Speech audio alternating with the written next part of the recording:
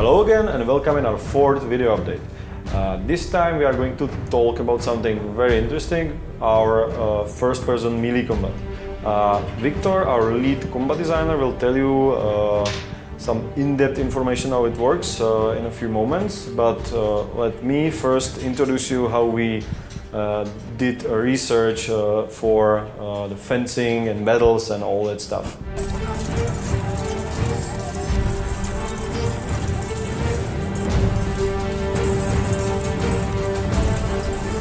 So first thing we needed to find out when we started was how fencing and battles and everything actually works.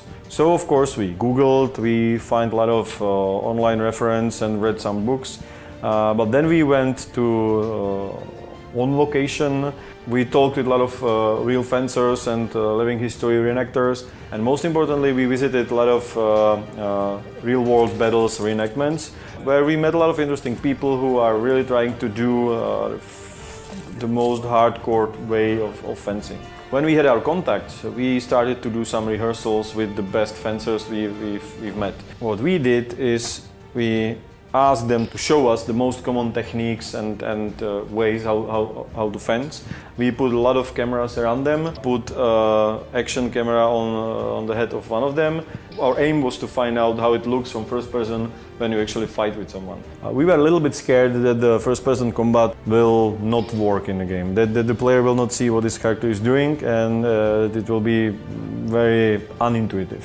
But what we find out actually was that it could work, that the first person view is quite interesting, that when the camera is implemented right, you can see pretty well what your character's hands are doing, and that it's very immersive. So right now we just need to polish the system, add a lot of data into it, a lot of moves and animations, and we will have something that I really believe is something very special.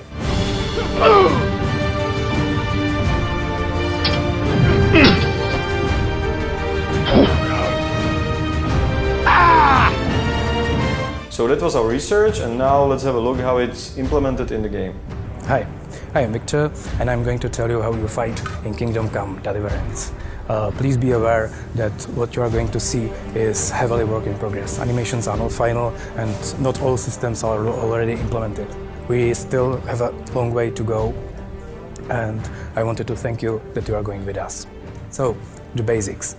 You have 3 different attacks. You can stab, you can slash, and there is a special action which can be a strike, a kick, or pummel strike with your sword. You have 6 zones on enemy body you can target. It means you have 18 different basic attacks. These we can call initial attacks, and once you do them, the fight is more about timing and about movement. The timing is especially useful in defense. We have a dedicated defense button. You can hold it down, and then your character will automatically block every attack whenever it comes from.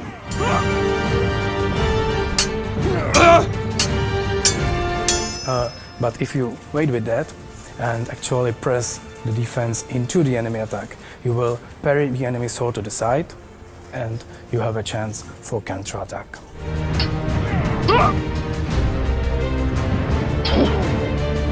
And that's not all. You can actually trick your enemy. You can pretend the attack from one side and actually attack from the other.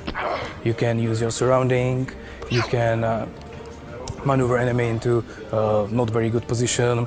Very important part of the combat system is the stamina. In Kingdom Come Deliverance you will usually meet armored opponents. You will be armored too, and to harm the guy in full plate is not an easy task. So you actually fight with his stamina. Once it gets low, you can overcome his defense and hurt him or kill him with some special attacks. If you are skilled enough, you can find the weak point and kill him faster. Realism is priority number 1 for us. So far you have seen just one weapon, the longsword. In the final game you will have a whole arsenal of medieval weapons at your disposal. Every weapon is good against different type of armors. You can have a sword and shield, you can have an axe or a hammer for more armored opponents.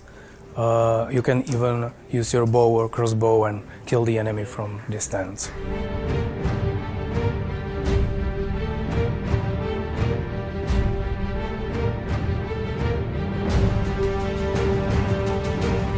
Let me introduce some of my coworkers at this point. This is Peter, our lead animator, and this is Peter, our main combat programmers. We also have two other Peters, but they are not involved in combat in any way, so I'll show them later. Peter will now tell you something about the technical background of the combat system.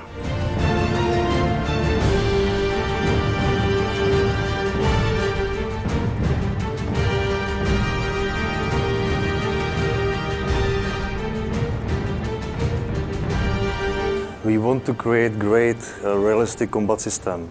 We want to fight everywhere in our game, and our game has really hilly terrain. We want to have a lot of weapons with different sizes. We had to develop smart system which is based on various solvers, controllers, mechanics, modifiers. Most challenging was the solver for weapon movement. Especially after the hit into the opponent's body. We try to solve this situation by sliding by. Another problem comes with the hit actions. We have three kinds of hit actions. We have one for attacking sword. There is some movement back. There is another one is on opponent's body. Please, Peter, make a hit action. Thank you. And the last one is with the blocking a weapon. When you hit the block, there must be some movement to see the hit into the weapon. All these mechanisms are based on physical simulation, inverse kinematic, and various procedural solvers. All these together give us a lot of variations and possibility to have as much realistic combat as it is possible. We want the combat to be something special. You will not kill dozens and dozens enemies. Every fight is unique and more like a duel than some hack-and-slash action game. You can sometimes meet more than one enemy, and then it will be very complicated. You will have some special skills for fighting against more enemies, but usually it's much better to bring some allies and fight as a group.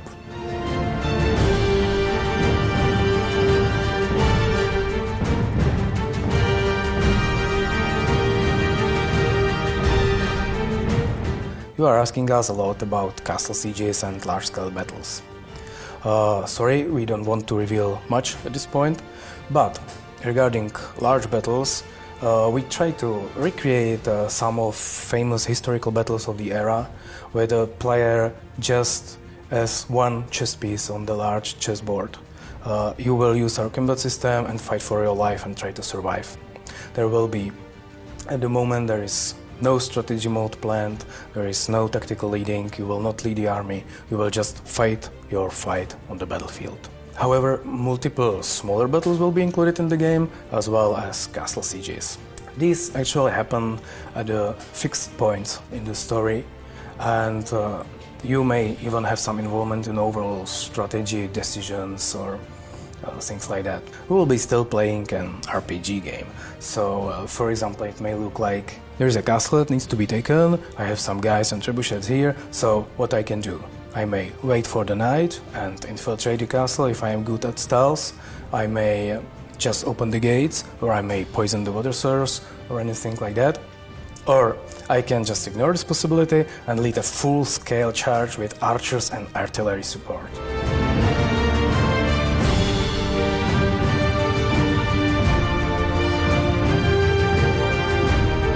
Ladders, soldiers scaling the walls, fight on the walls.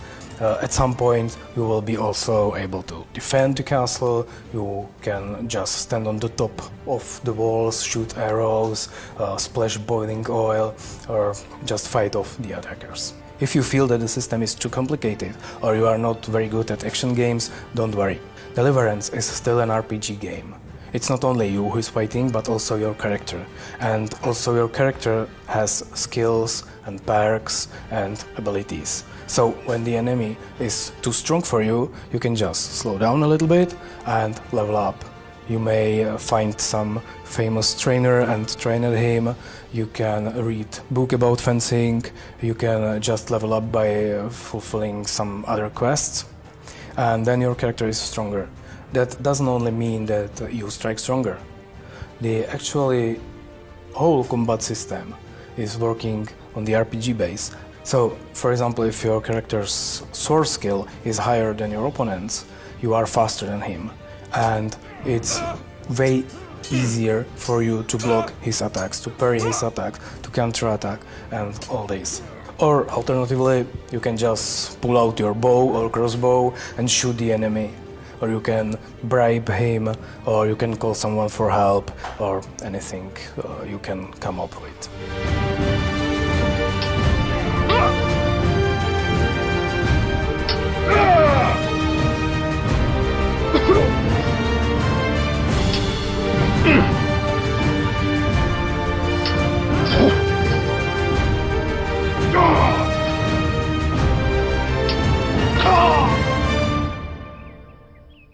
So that was our combat system.